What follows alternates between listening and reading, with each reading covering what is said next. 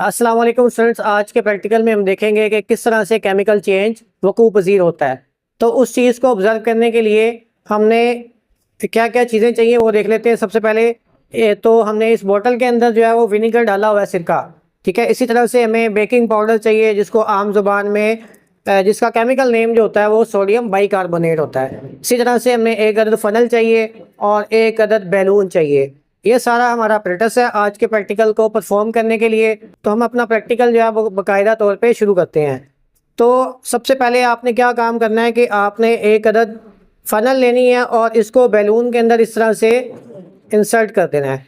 और आपने क्या करना है, बेकिंग पाउडर लेना है। बेकिंग पाउडर को आपने इसके अंदर उंडेल देना है। तो अब हमने फ़नल को उतार के साइड पर रख देना है। अब ये हमारा जो बेकिंग पाउडर था वो इस बैलून के अंदर हमने डाल दिया है। ठीक है, अब हम बेकिंग पाउडर को साइड पर रख देते हैं। जी स्टूडेंट, स्टेप नंबर 1 में हमने क्या किया कि सबसे पहले हमने बेकिंग पाउडर लिया, बेकिंग पाउडर को इस बैलून के अंदर हमने शिफ्ट किया। अब हम क्या करेंगे कि विनेगर लेंगे, विनेगर की बोतल कैप को रिमूव करेंगे। रिमूव करने के बाद हम ये जो बैलून है इसको हम इसके ऊपर इंसर्ट कर देंगे कुछ इस तरह से। इस तरह से आपने इसको लगा देना है। ठीक है, अब हम क्या करेंगे कि ये जो बैलून है इसको हम इसके अंदर जो बेकिंग पाउडर है इसको हमने आहिस्ता से इसके अंदर ड्रॉप करना है। जैसे ही हम ड्रॉप करेंगे तो आप देख सकते हैं कि इन दोनों के दरमियान केमिकल रिएक्शन हुआ है और इसके नतीजे में एक गैस प्रोड्यूस हुई है और उस गैस की वजह से ये बैलून जो है वो फूल गया है। ठीक है, इन्फ्लेट हो गया है। तो ये जो था वो एक केमिकल चेंज की एग्जांपल है।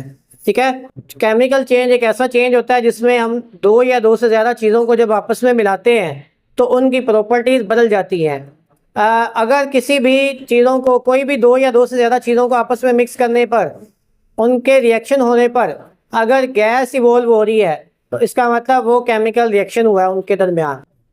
हम किसी भी दो या दो से ज़्यादा चीज़ों को आपस में जब मिलाते हैं तो अगर उनके मिलने पर कोई केमिकल कोई गैस इवॉल्व हो जाती है, कोई गैस खारिज होती है, तो इसका मतलब ये केमिकल रिएक्शन का नतीजा है।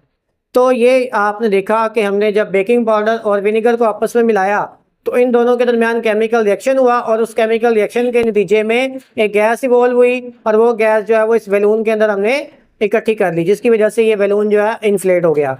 तो ये था केमिकल चेंज। केमिकल चेंज को पहचानने की और दो तीन जो है वो बातें होती हैं जिसकी वजह से आप किसी भी केमिकल चेंज को पहचान सकते हैं। जब भी केमिकल चेंज वकूअ पज़ीर होगा तो जो चीज़ें होंगी, यानी कि जो रिएक्शन होगा, जो रिएक्शन मिक्सर होगा उसका टेम्परेचर में चेंज आएगा। ठीक है, यानी कि उसका टेम्परेचर या तो कम हो जाएगा पहले से या टेम्परेचर पहले से ज़्यादा हो जाएगा।